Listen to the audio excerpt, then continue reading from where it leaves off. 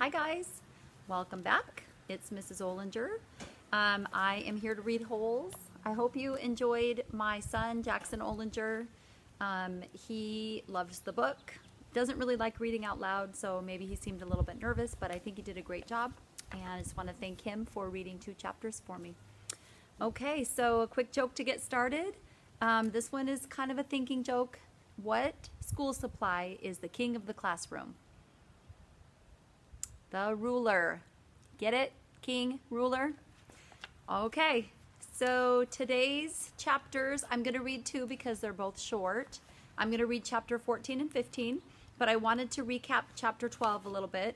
Chapter 12 was when Mr. Pandensky was talking to the group of boys about what they want to do when they grow up and leave Camp Green Lake forever. And Stanley had said that Magnet said that he liked working with animals. And at first people were kind of laughing at him, but Caveman said something like, well, yeah, you could work and train animals. And Mr. Pandensky said, well, that's possible. People have to train animals for the movies. And then he turned to Caveman, or Stanley, and he asked what he liked doing. And if you remember the very last thing at the end of chapter 12, he said, I like to dig holes. So probably not a great lifelong plan. Chapter 13 was when he was digging the 3rd hole, and it was really hard, but then he said, and the 4th was hard, and so was the 5th and the 6th. And in that chapter, he, found the little, he couldn't really tell what it was, but it had the initials KB on it, and it was gold and shiny, and he thought for sure it would be something that the warden would like, and he might get out of a day of digging. And then he ended up giving it to X-Ray. So let's find out what happens with that in chapter 14. So that night, as Stanley lay on his scratchy and smelly cot, he tried to figure out what he could have done differently, but there was nothing he could do. For once in his unlucky life, he was in the right place at the right time, and it still didn't help him. You got it? He asked X-Ray the next morning at breakfast. X-Ray looked at him with half-opened eyes behind his dirty glasses. I don't know what you're talking about, he grumbled. You know, Stanley said. No, I don't, X-Ray snapped, so just leave me alone, okay? I don't want to talk to you. Stanley didn't say another word. Mr. Sir marched the boys out to the lake, chewing sunflower seeds along the way and spitting out the shells. He scraped the ground with his boot heel to mark where each boy was supposed to dig. Stanley stamped down on the back of the blade of the shovel, piercing the hard, dry earth. He couldn't figure out why X-Ray snapped at him. If he wasn't going to produce the tube, why did he make Stanley give it to him? Was he just going to keep it? The tube was golden color, but Stanley didn't think it was real gold. The water truck came a little after sunrise. Stanley finished his last drop of water and stepped up out of his hole. At this time of day, Stanley sometimes could see some distant hills or mountains on the other side of the lake. They were only visible for a short while and would soon disappear behind the haze of heat and dirt. The truck stopped and the dust cloud drifted past it. X-Ray took his place at the front of the line. Mr. Pandensky filled his canteen. Thanks, Mom, X-Ray said. He didn't mention the tube. Mr. Pandensky filled all the canteens, then climbed back into the cab of the pickup. He still had to bring water to Group E. Stanley could see them digging about 200 yards away. Just a reminder that he is in Group, does anybody remember? Group D. Mr. Pandensky, X-Ray shouted from his hole. Wait, Mr. Pandensky, I think I might have found something. The boys all followed Mr. Pandensky as he walked over to X-Ray's hole. Stanley could see the gold tube sticking out of some dirt on the end of X-Ray's shovel. Mr. Pandensky examined it and took a long look at its flat bottom. I think the warden is going to like this. Does X-Ray get the day off? Asked Squid. Just keep digging until someone says otherwise, Mr. Pandensky said. Then he smiled. But if I were you, Rex, I wouldn't dig too hard. Stanley watched the cloud of dust move across the lake to the cabin beneath the trees. The boys in Group E were just going to have to wait. It didn't take long for the pickup to return. Mr. Pandensky stepped out of the cab. A tall woman with red hair stepped out of the passenger side. She looked even taller than she was, since Stanley was down in his hole. She wore a black cowboy hat and black cowboy boots, which were studded with turquoise stones. The sleeves on her shirt were rolled up and her arms were covered with freckles, as was her face. She walked right up to X-Ray. "This where you found it?" "Yes, ma'am." "Your good work will be rewarded." She turned to Mr. Pendanski. "Drive X-Ray back to camp. Let him take a double shower and give him some clean clothes. But first, I want you to fill everyone's canteen." "I just filled them a little while ago," said Mr. Pendanski. The warden stared hard at him. "Excuse me?" she said. Her voice was soft. "I had just filled them when Rex—" "Excuse me?" the warden said again. "Did I ask when you last filled them?" "No, but it's just—" "Excuse me?" Mr. Pendanski stopped talking. The warden wiggled her finger for him to come to her. "It's hot, and it's only going to get hotter," she said. "Now these fine boys have been working hard.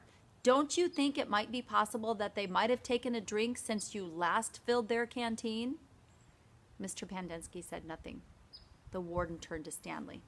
"Caveman, will you come here, please?" Stanley was surprised she knew his name. He had never seen her until she stepped out of the truck. He didn't even know the warden was a woman. He nervously went toward her.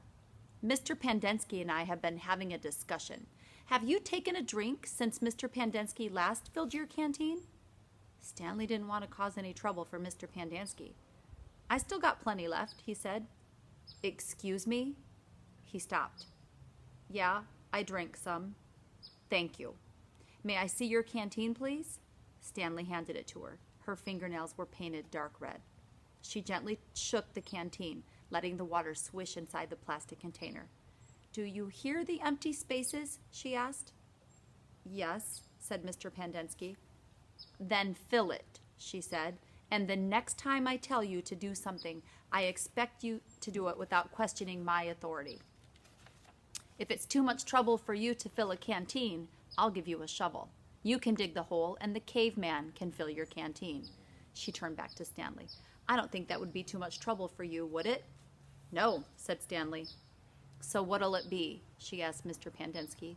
"Do you want to fill the canteens, or do you want to dig?" "I'll fill the canteens," said Mr. Pendanski. "Thank you." Chapter 15. Mr. Pendanski filled the canteens. The warden got a pitchfork out of the back of the pickup. She poked it through X-Ray's dirt pile to see if anything else might have been buried in there as well. "After you drop off X-Ray, I want you to bring back 3 wheelbarrows," she said. X-Ray got in the pickup. As the truck pulled away, he leaned out the window and waved. "Zero," said the warden. "I want you to take over X-Ray's hole." She seemed to know that Zero was the fastest digger. "Armpit and Squid, you will keep digging where you've been," she said, "but you're each going to have a helper. Zigzag, you help Armpit. Magnet will help Squid, and Caveman, you'll work with Zero. We're going to dig the dirt twice. Zero will dig it out of the hole, and Caveman will carefully shovel it into the wheelbarrow. Zigzag will do the same for Armpit, and the same with Magnet and Squid. We don't want to miss anything. If either of you find something, you'll both get the rest of the day off and a double shower. When the wheelbarrows are full, you are to dump them away from this area. We don't want any dirt piles to get in the way." The warden remained at the site for the remainder of the day, along with Mr. Pendanski and Mr. Sir, who showed up after a while. Occasionally, Mr. Sir would leave to take water to the other group of campers, but otherwise he and the water truck stayed parked there. The warden saw to it that nobody in Group D was ever thirsty. Stanley did as he was told. He carefully looked through all the dirt dug by Zero as he shoveled it into a wheelbarrow, though he knew he wouldn't find anything. So I'm going to pause there. I wonder why he knows he's not going to find anything. Think about that. Where was that thing found? Yeah, we'll talk about that at the end. It was easier than digging his own hole. When the wheelbarrow was full, he took it a good distance away before dumping it. The warden couldn't keep still. She kept walking around, looking over the boy's shoulders and sticking her pitchfork through the dirt piles. "You're doing fine," she said. "Just fine," she told Stanley. After a while, she told the boys to switch places so that Stanley, Zigzag, and Magnet dug the holes, and Zero, Armpit, and Squid shoveled the excavated dirt into the wheelbarrows. After lunch, Zero took over the digging again, and Stanley returned to the wheelbarrow. "There's no hurry," the warden said several times. "The main thing is not to miss anything." The boys dug until each hole was well over 6 feet deep and wide. Still, it was easier for 2 boys to dig a 6-foot hole than it was for 1 boy to dig a 5-foot hole. "All right, that's enough for today," the warden said. "I've waited this long. I can wait another day." Mr. Sir drove her back to her cabin. I wonder how she knew all our names, Stanley said as he walked back to the compound. She watches us all the time, said Zigzag. She's got hidden microphones and cameras all over the place. In the tents, the rec room, the shower.